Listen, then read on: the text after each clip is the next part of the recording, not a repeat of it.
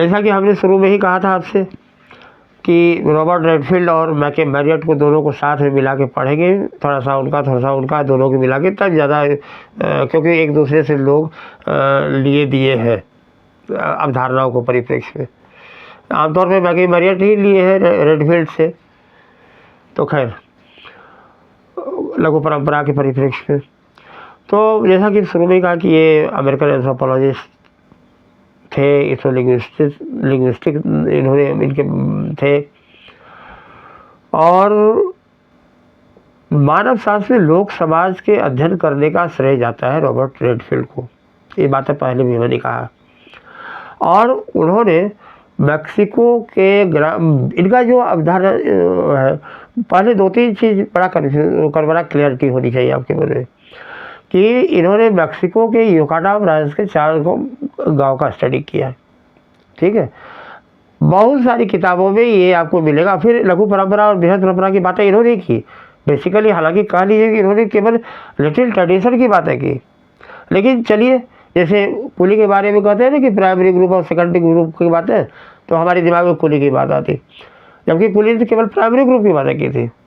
उसके अलावा जितने ग्रुप थे उनको उनके नाम से लोगों ने चर्चा में ला दिया कि प्राइमरी और सेकेंडरी ग्रुप की चर्चा कुली ने की।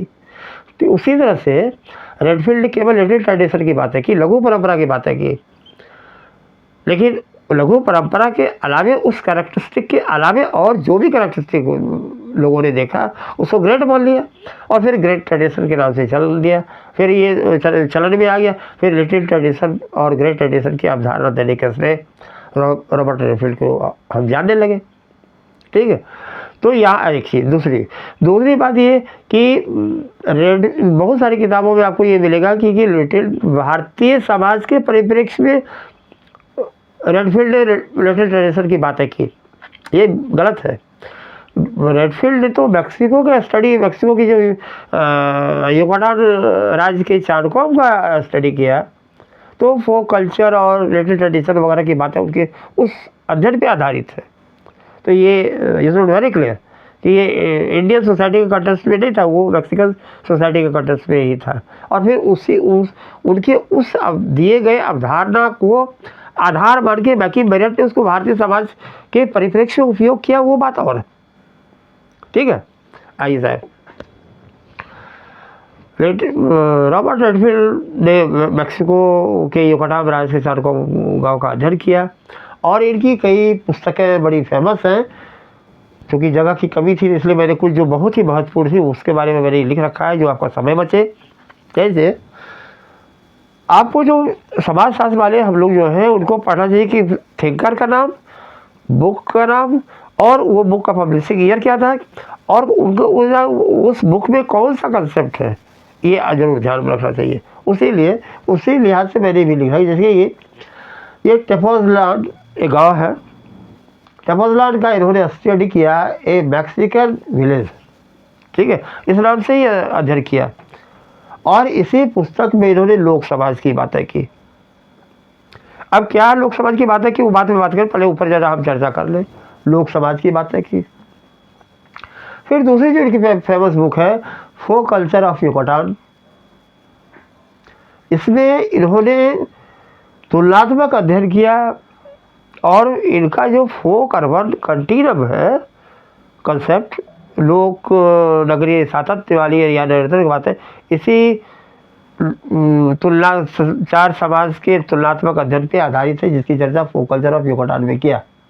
ठीक है, और वो 4 समाज, तो उसकी आप याद रखिए, ये जो गांव का समाज का नाम है वो स्थानीय नाम है और उसकी किस समाज से तुलना करके इन्होंने व्याख्या किया। जैसे ये तुस्की वहाँ की समाज, उसकी तुलना इन्होंने व्याख्या किया लोक समाज के परिप्रेक्ष्य में।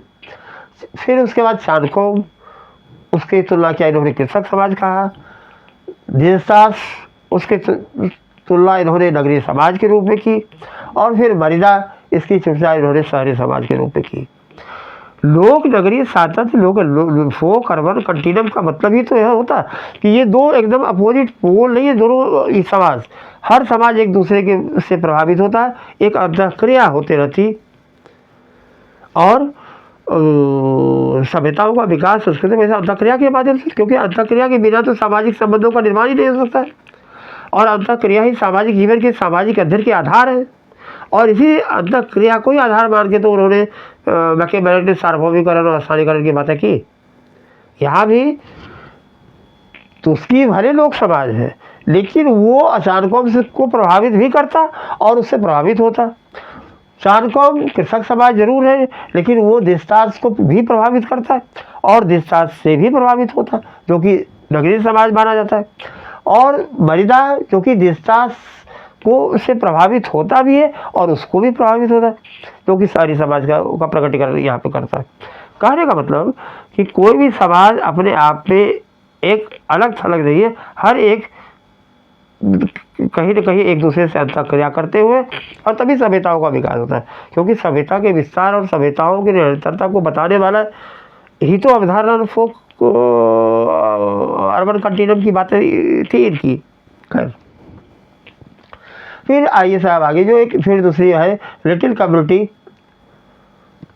इसमें इन्होंने लघु समुदाय की बातें की।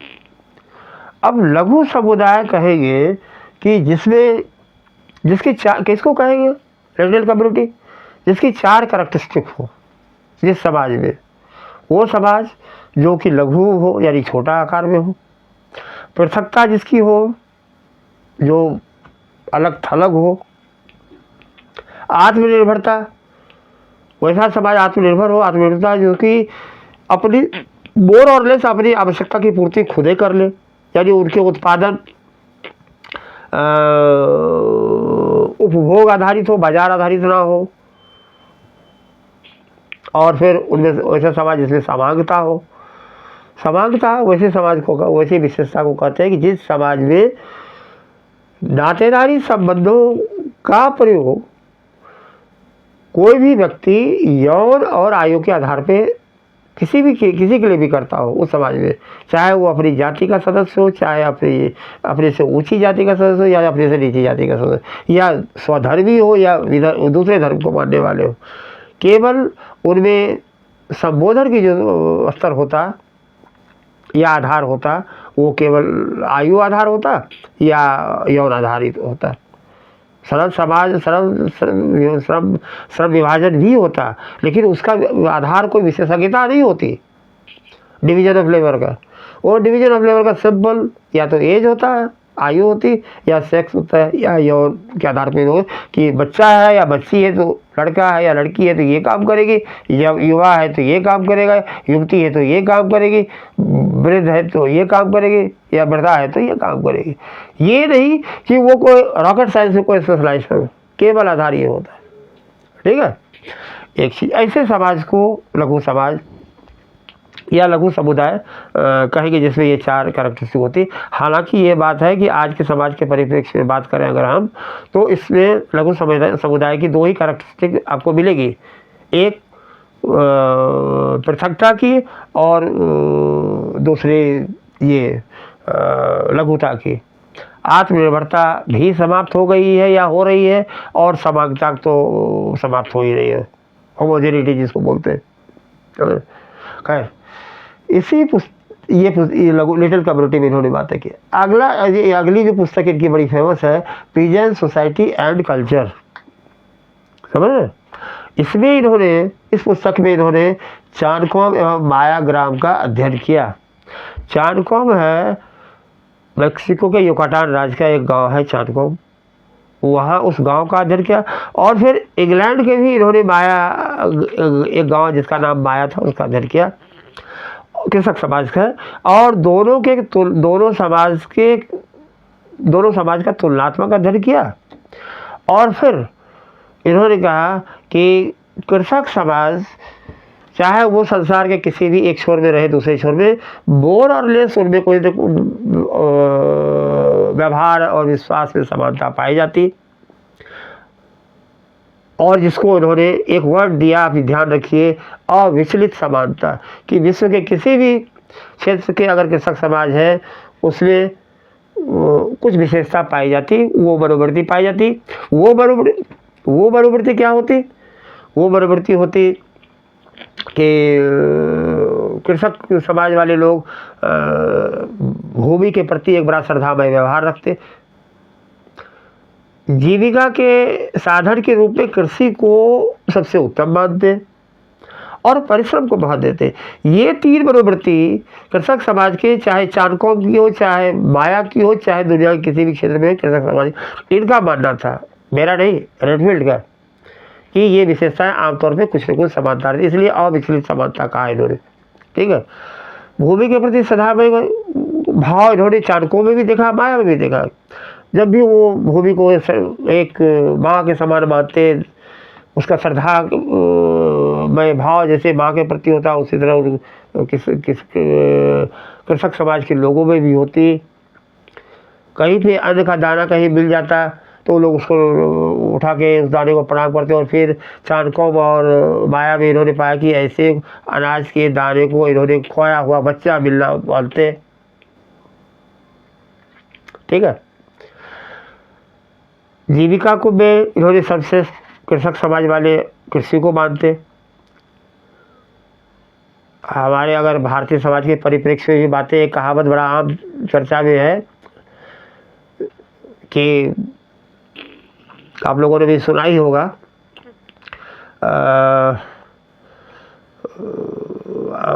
किसी का मेरा गलत भाव नहीं है, किसी को न किसी पेशा को न नीचे दिखाना न ऊंचा दिखाना, केवल जो कहावत एक भारतीय समाज के परिप्रेक्ष्य में है, आप लोगों ने नहीं सुना होगा, मैं भी एक बार बोल ही देता हूँ कि जो कृषकों के महत्व, कृषक समाज की कृषि कार्य के महत्व को बताने के लिए कहते हैं कि यहाँ पे उत्तम खेती, मध्यम मान, नीच नौकरी, नरक समान। यानी खेती, उत्तम खेती, मध्यम मान, मान मतलब व्यापार, नीच नौकरी यानी नौकरी करना सबसे नीच काम, नरक समान समान। तो ये इतना महत्व है भारतीय समाज में भी कि कृषि कार्य को, खेती कार्य को। और परिश्रम के महत्व, उसी परिश्रम का महत्व मिलेगा आपको कृषक समाज में। और भारतीय समाज में एक और इसके संबंध में भी एक बड़ा कहावत बड़ा पॉपुलर है, आप लोगों ने भी सुना होगा कि बोल ही देता हूँ कि अस्कत पूत किसाने नासे, चोर के नासे खांसी।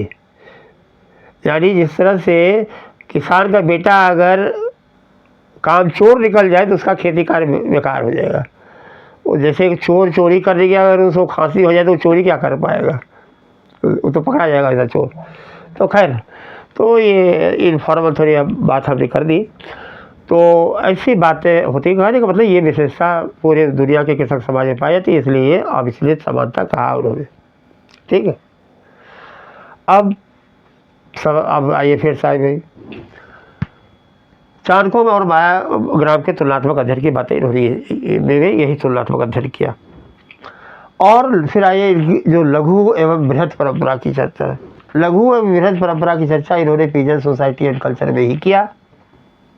ठीक है, अब लघु, तो पहले भी मैंने कहा कि लघु किसको बोलेंगे या महान, साधारण किसको बोलेंगे और महान किसको बोलेंगे। दरअसल एक समाज के सामाजिक एक विकासवादी परिदृश्य, विकासवादी अवधारणा है ये। इनका मानना ये था कि दोनों परंपरा जो है वो लघु परंपरा जो स्थानीय स्तर पे हो, जो मौखिक हो, जो जिसमें व्यवहार का महत्व हो, इनका कोई लिखित आधार ना हो, तो ऐसी परंपरा को लघु परंपरा बोलते हैं। और ऐसी परंपरा जिसका कोई आधार हो, कोई लिखित आधार हो, जो महाकाव्य हो, जिसकी चर्चा हो, अज्ञात वर्गों में मान्य हो, तो ऐसी परंपराएं, जिसका फैलाव बहुत बड़ा हो, ऐसी परंपराएं लघु बृहद परंपरा मानी जाएगी। लेकिन आप इसको दो अलग अलग पोल में, ये दोनों में अंतःक्रिया होती है, इन्होंने कहा एक विकासवादी परिघटना को बताने के लिए। और फिर ये एक लघु परंपरा में जो ग्रामीण स्तर पे लोक संस्कृति में एक इंटरनल क्रिएटिव अर्ज के माध्यम से एक परिवर्तन होता, और फिर उस आंतरिक, जिसको बोलते हैं आंतरिक सृजनात्मक प्रेरणा के माध्यम से परिवर्तन होता, और फिर वो बृहद परंपरा के भाग बन जाते। और और जिसको जो परिवर्तन होता इंटरनल क्रिएटिव आर्ट जिसको कहते हैं, उस प्रक्रिया को कहा जाता है एक ऑर्थोजेनेटिक प्रोसेस। और फिर जब बृहद परंपरा के संपर्क में आते, जो दूसरे संस्कृतियों के संपर्क में आते, जिसको हेटेरोजेनेटिक कांटेक्ट कहते हैं, तो फिर उन दोनों परंपराओं के बृहद परंपरा का निर्माण होता। फिर दोनों परंपराओं के मिलने से एक वर्ल्ड व्यू या विश्व दृष्टि का निर्माण होता या सभ्यता का निर्माण होता, समझ रहे। और ये फिर एक चेन के रूप में दोनों एक दूसरे को तक्रिया करते रहते हैं, फिर ये सभ्यताओं का विकास होते रहता है। ठीक है, सिंपल ये इसको ये कहे कि कोई भी परंपरा जब स्थानीय स्तर पे कोई मान्यता उभरती है, महाकाव्यों वगैरह में जो आप बड़े बड़े महाकाव्य हैं, उनमें जो चर्चा है विषय वस्तु की, वो कभी लोक संस्कृति के पाठ हुआ करते थे। फिर उसकी व्याख्या बहुत बड़े स्तर पे होने लगी, फिर वो उसके एक लिखित रूप दे दिया गया,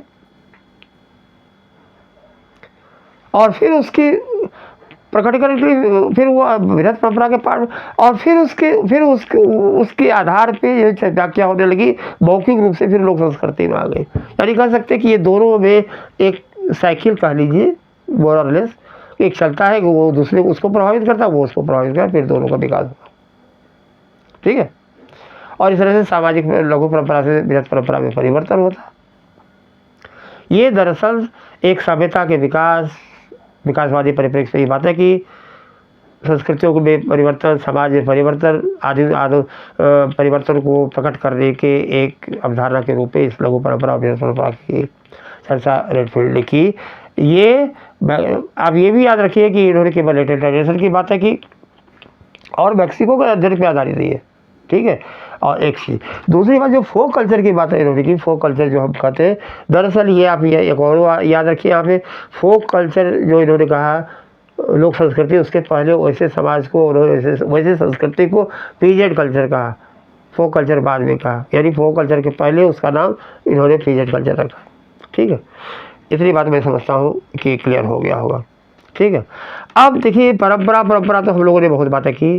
दरअसल परंपरा जो होता है ये किसी भी समाज की, ये परंपरा की अंग्रेजी होती है ट्रेडिशन, हम लोग जानते हैं, और ट्रेड से बना है, इसका मतलब होता है संचारित मूल्यों संचारित करना, मूल्यों का संचालन करना। परंपरा के इथिक ही मूल्य होते। जब एक पीढ़ी से दूसरी पीढ़ी में जब मूल्यों का स्थानांतरण होते रहता, तो कहते हैं कि परंपरा है, ये परपाटी का स्थानांतरण होता। ओके, एक चीज़। दूसरी बात, फिर ये परंपरा, और यहाँ पे एक ध्यान रखिए कि परंपरा और परंपरावाद में फ़र्क होता है। अब ये दोनों को एक ही मतलब है।